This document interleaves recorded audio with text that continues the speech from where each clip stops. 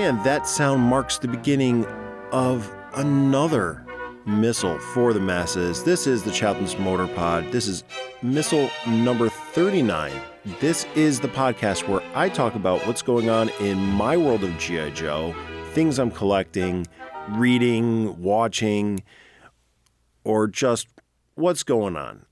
In every episode, I take a closer look at a vehicle or playset from the 1982 to current G.I. Joe, A Real American Hero line.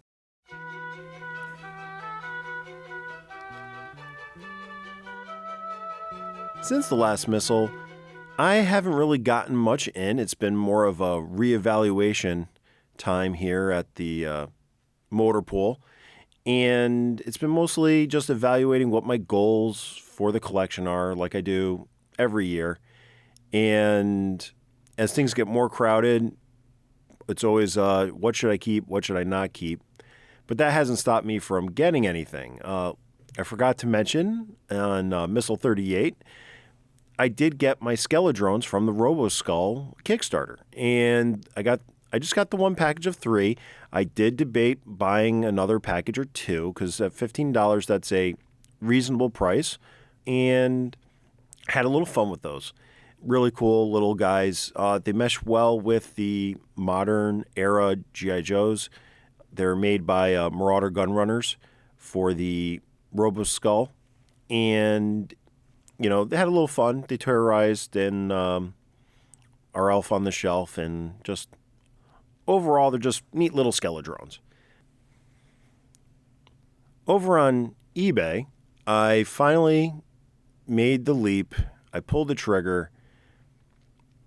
And I bought something I didn't already have in my collection, and I bought the 1987 Cobra Jetpack. You know, it's one of those things where I had a great idea for something, and I didn't have it. So I says, well, I still have this great idea in my head, and it didn't germinate the way I expected it. So I had to go out and bought one, and it was reasonably priced, arrived, and, the guy shipped it right away, came in, well packaged. I opened it up, very happy with it, leave positive feedback, go get my figures, go get my phone so I could take some pictures, and then I'm getting ready to basically go outside, and I discovered that one of the wings had a section of it clipped. That was a bummer. And it was really a bummer because it was shown in the pictures and I missed it. And it wasn't disclosed in the description. And I had already left positive feedback. And it's just, for the cost, I'll consider it a lesson learned. So I went out and I bought another one that wasn't complete. And I took the missiles off the first one and put it on the second one. And now I got a second one that I have no idea what I'm going to do with at the moment. And the idea is still going in the Cobra Jetpack, and that might be a hint for a later missile. Circling back to the goals of 2023, I am currently recording, and I'm staring at my second whale that needs to be finished. So I'm going to put it out there in the cosmos, because if I talk about it, it will maybe manifest, self-manifestation, that I'll motivate myself to finish my second whale. My first whale is what I consider an almost perfect whale. It has one vein that has the same number. I think I have 2 3s and no 2 for the 4 veins on the back of my whale. And the second one, the veins are even more mixed up. So I got to figure that's on my goal for 2020, early 2023, is to clean off the stickers and re-sticker it and put it together, my second whale. Also a goal is to finally put together a mobile command center from 1987. I have one for a very long time. It's been in my collection for 5-6 years now.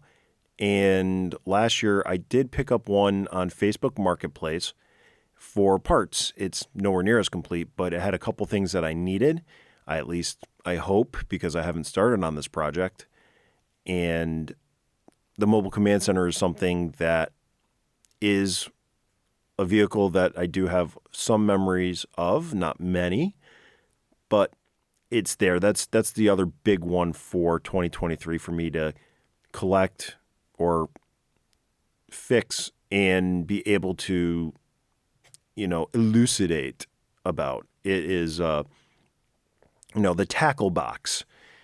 So that is on my 2023 list for this year. And I got a couple other things going for 2023. I want to do stretch my legs, get out there. And, and the other big thing is I'm rebuilding my Devil's Due collection. I foolishly sold it, almost the entire Devil's Due collection. I kept a couple books. I kept the Storm Shadow series. I kept the Scarlet Declassified. I kept G.I. Joe Declassified. Essentially, I kept all of the books that Larry Hama said he was keeping in canon when he started with issue 155 and a half. And I sold the rest. That was a mistake. So I have slowly started looking and buying. So I guess I could say, yeah, I did get those in the mail. Recapturing my Devil's Due collection. It's going to be a long road on that. I do enjoy the comics, and I'm looking forward to talking more about them in the future on various other platforms. We'll just leave it at that. And I guess that's really what's going on in my world of G.I. Joe. It's, been eBay here and comic books there, and preparing for the HasLab Sky Striker because I got all those emails to make sure I confirm my address, even though I've been in the same place for 10 years now.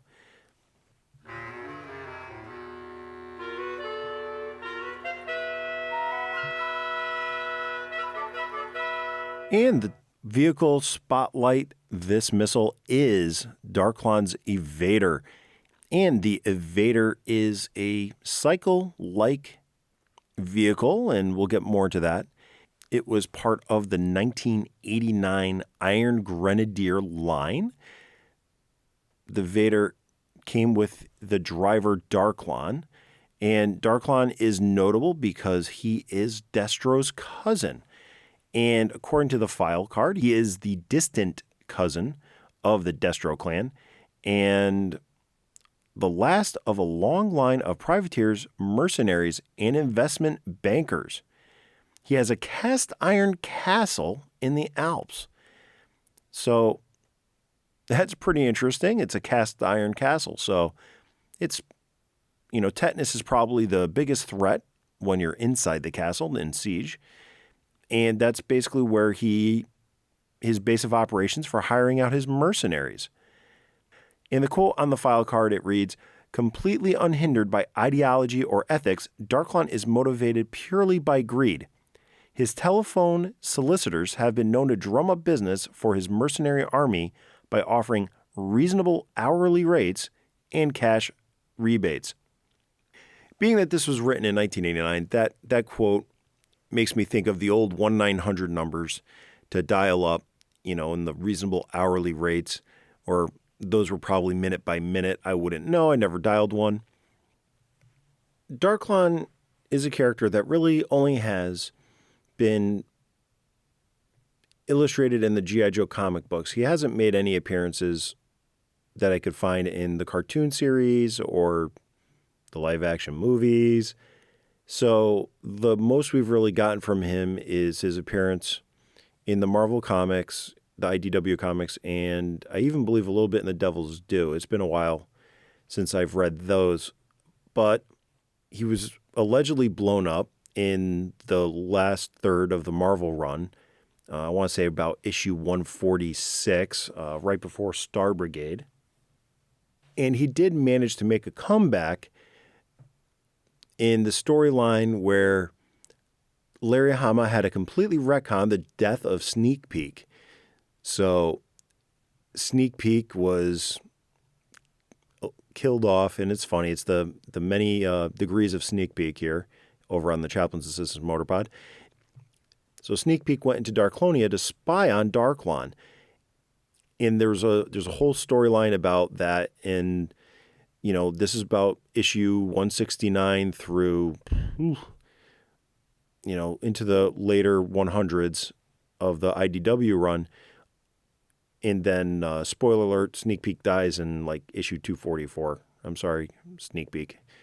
But anyway, back to Darklon. So Darklon really has been this like mercenary, like outsider of the Destro clan. Think of him as the black sheep. And typical of the Darklon clan, they all have, masks and stuff. But he's a pretty reasonable foe for the G.I. Joe forces to fight.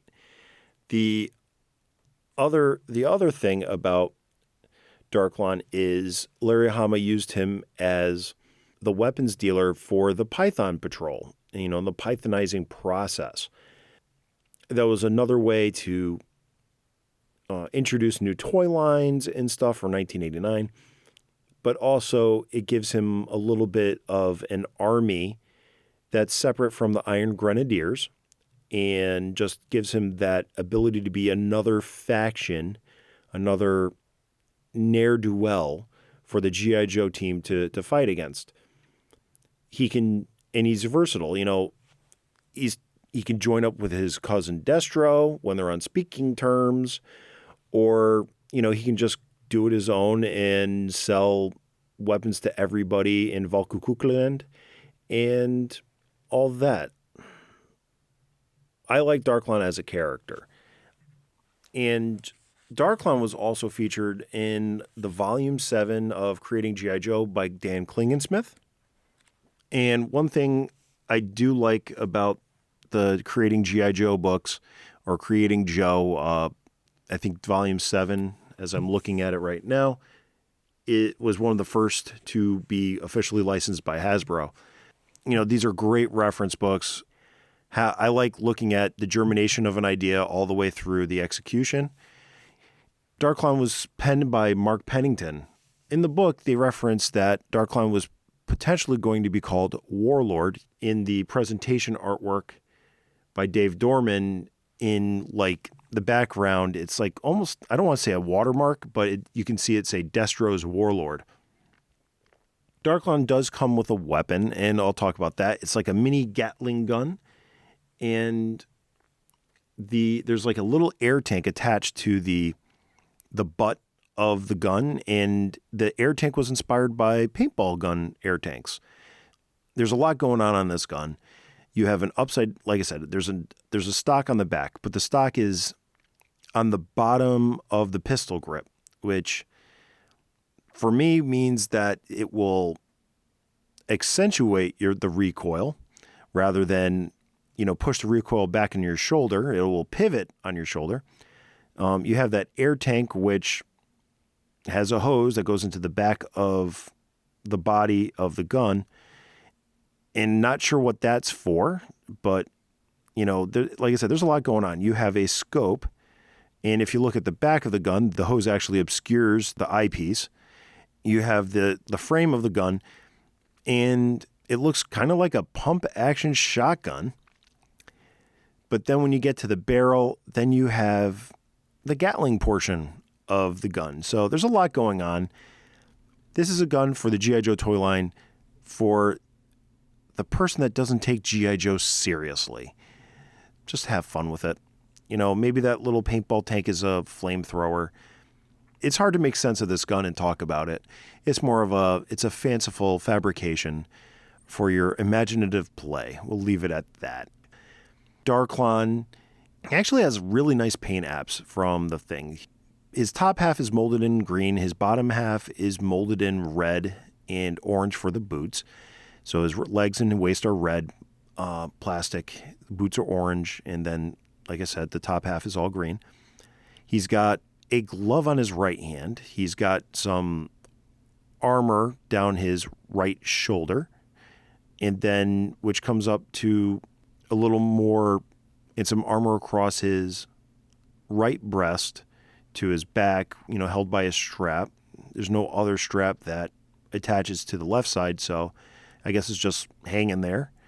You have some black lashes, almost like a little bit of a camouflage that goes across his chest and his upper left bicep.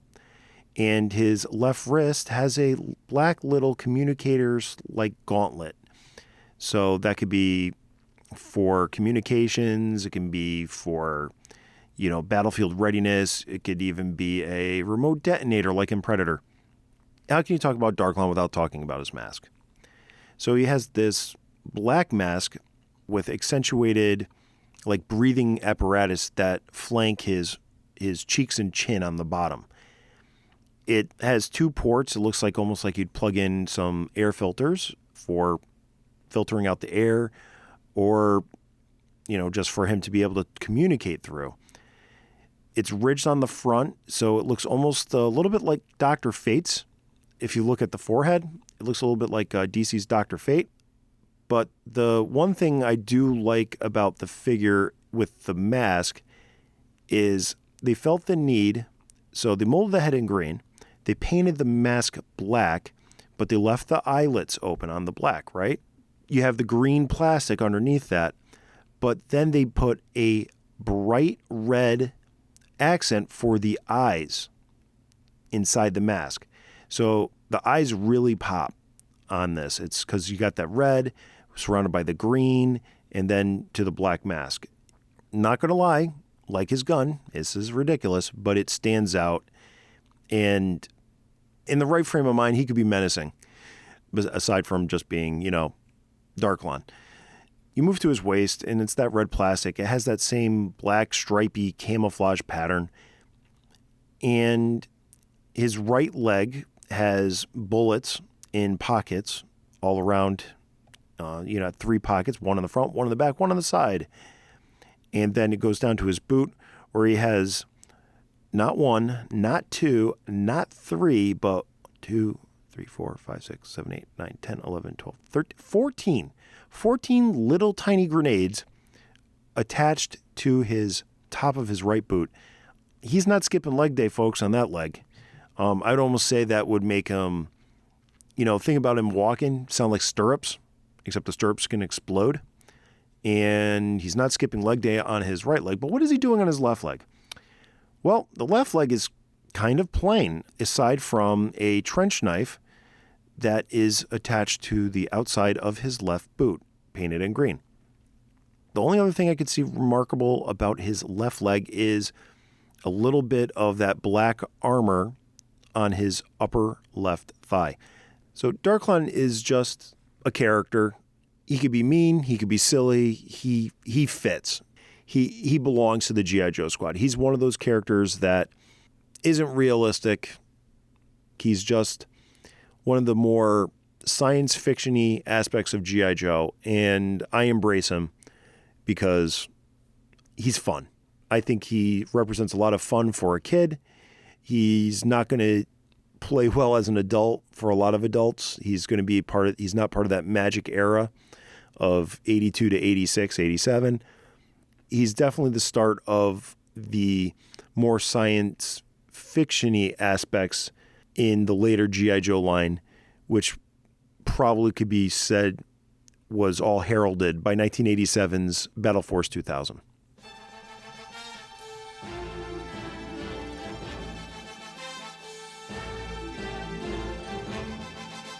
Moving on from Darklon and going back to Dan Klingensmith's book, looking at the Evader from 1989, it was designed by Frank Coronios, and I hope I pronounced that right.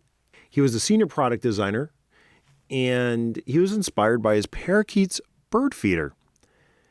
It comes down to the fact that the Evader was designed to be a fusion-powered open-air motorcycle, and also there's elements of Tron in the clamshell design. And looking at the concept images, there's definitely a lot of Tron influence inside of them. But then it moves on to the second page of this in the book, and it's something that I picked up on when I was holding the toy, is the concept of this was vacuum-formed plastic and sheet styrene. So that's where you get that hollow, not model feel on a G.I. Joe vehicle. You could tell because they're taking one flat sheet of plastic and then they're forming it rather than, making a shell for the character to sit in. It's more of like a solid piece of plastic that, it doesn't have a top and a bottom. It just looks like, oh, they didn't finish the bottom of the toy. And that's really where it got its shape. The Vader as it comes is made out of 2 colors of plastic, black and gold. The gold forms essentially the shape of the clamshell design, where you have the base and you have the roof. So they say the shape of it reminds you of Tron, but Darklon sits in there recumbent style, which means he's laying down, not, hunched over where like a traditional motorcycle or bicycle even. So he's sitting down.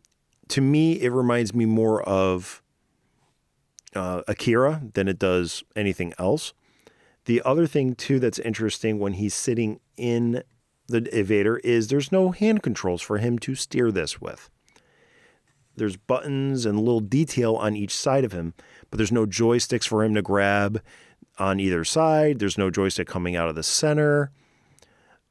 So there's not even a yoke for him to grab. That's why I say this is a value vehicle. There's definitely not a lot going on. Now, the top of the Vader is basically 2 pieces of plastic. So you have the gold part that comes up from the hinge in the back of the Vader, and that snaps into the black front of the canopy.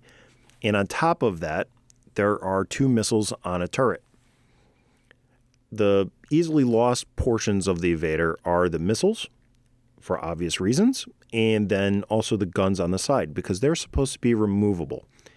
Now, the guns on the side of the Vader are a lot more realistic looking than the gun that Darklon comes with. The other thing is they're supposed to be removable, and I've been fiddling with mine for a little bit, and they don't want to come off, and I don't want to take them off because I don't like breaking pegs. But that is a nice feature. It's also nice that they're on the black plastic, not the gold plastic, because as G.I. Joe collectors, we are very familiar with the gold plastic syndrome, which is basically it breaks. I'm actually more surprised that the gold plastic on my Vader has held up. To get the missiles for this Evader, I had to buy another Evader off of eBay last year, and the gold plastic has stress marks over it. So it's definitely got the gold plastic syndrome DNA. Now I'd like to move on into the blueprints side and just go and walk around the Vader in your mind. Number 1 is the ultra-wide stance puncture-resistant front tire. So if you were to compare this to, let's say, the Ram or the Silver Mirage, as motorcycles go, the tires on this are smaller in diameter, but much wider. So I think like 3 times as wide, but only 3/4 as tall. And it's puncture resistant, which then they move on to the black hood, in quotes, ballistic deflection shaped canopy. Essentially, the canopy is armored, and so if you're shooting at it head on, it will protect the occupant. Mind you that the Evader, you can see right through the sides. So don't worry about taking it head on, just flank it. You then go to the minimal ballistic entry canopy protection vision ports. Okay, so this is where the jargon gets funny for me. Ballistic entry canopy protection. So are you telling me that ballistics can go through these slats? Or are you saying that you can shoot your ballistics through these slats at the enemy? Does the canopy deflect bullets or does it not? I'm a little confused here, Hasbro, but that's okay. It moves on to the, in quotes, Eliminator. Canopy mounted 9mm removable machine gun. Now, these don't look too much like machine guns to me.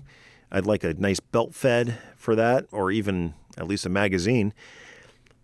But they do look like laser pistols. Doesn't look out of place for G.I. Joe 1989. Doesn't look out of place for Iron Grenadiers. I would just call them laser guns if it was me. But hey, you know what? They're 9mm. That's a nice caliber. Do some damage.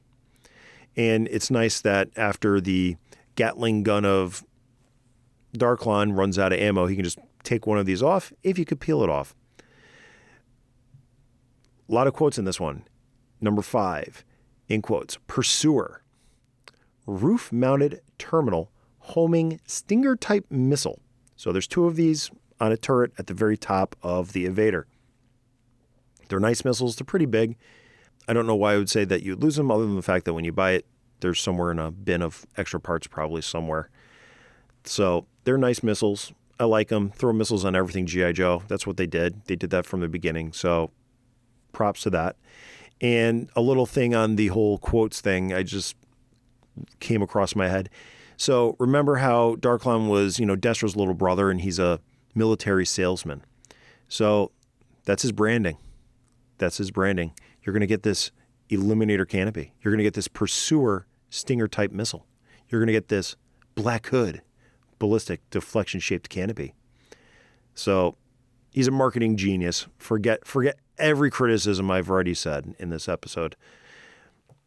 The missile rack is also labeled the Infrared Thermal Imaging Scanner Radar Missile Rack. And then we get to the back, which is at the very back near the hinge of the canopy. So when you open up the Evader, the engine is visible. And we got to my favorite part, the 325 horsepower dual turbocharger multi-fuel turbine. I'm a huge fan of this description right now. It's a turbine engine. Turbine, that's what an Abrams tank uses. Turbine engines have been around for a long time in turbocharged variants, very aerospace and military application. So I love it. It's the first thing that I've found that's real world applicable. Well, except for the missiles. Okay. But it's really like the first standout, like, okay, this is not exactly far-fetched. So loving the multi-fuel turbine here. And that's also, again, another property of a lot of turbine engines. You could run it on perfume if you so chose. We have the Canopy Vehicle Hydropneumatic Elevation System. That's basically a fancy way of saying, yeah, it needs hydraulics to open up. You have the Auto Seal Self-Inflating Ultra-Wide Stance Rear Tire. So the only thing that's different about the front tire and the rear tire is it's an auto seal, not a puncture resistant. So yeah, go ahead, run over all the nails you want. It'll seal them back up. Whereas the front tire will just run them over to leave them for the back tire. You make sense of that. I'm done. Then you go to the side-mounted armor protection shields. Wait, what? On the print, it calls out for side shields to protect the occupant. I'm scrolling on the print. There's nowhere on the assembly instructions for the Evader for side shields. 3D Joe's, a great resource where he has all this stuff. I'm on there right now. There's no side shields in his 3D views. But you get to the description page of the Evader, they're side shields. They're magic. They're transparent. Not included. Oh my gosh, that's awesome that I found that. Also, just as a note, if you have the side shields on, Darklon can't sit up from his easy chair and grab his 9mm laser guns. So, I don't know. You win some, you lose some.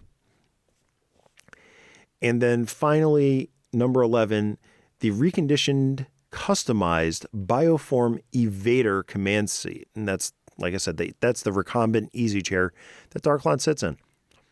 So, yeah, the Evader is a motorcycle of sorts. The original design called for a fusion engine, and then they moved it to a turbine. And I will say that was a good move on Hasbro's part. Like I said, the turbine engine does have some decent detail. It doesn't really look like anything. It looks more like a fusion engine. But the turret on the top has like little 4 like finger holes, but they're obscured by the missiles when they're loaded. And Darklon has the ever so important seatbelt, as it was common in the 88 and 89 years of the G.I. Joe toys. So safety first, kids, when you're getting into your recumbent seated motorcycle of sorts with no side shields and a canopy that bounces off bullets and lets them in at the same time. So, maybe it's there just to help out the enemy improve their aim. And like I said, it's a value vehicle, so there's not a lot of pieces, not a lot going on. Essentially, 3 main parts make the clamshell, and then you have the accessories, the guns, and the missiles that clip on. So after all of this, what do I rate Darklon's Evader? On a scale of 0 to 5, ultra-wide puncture-resistant tires, I think the Evader is like a 1.5. It's not my favorite motorcycle of the G.I. Joe line. It's there. It's cheap. It feels cheap in hand. And there's not a lot going on.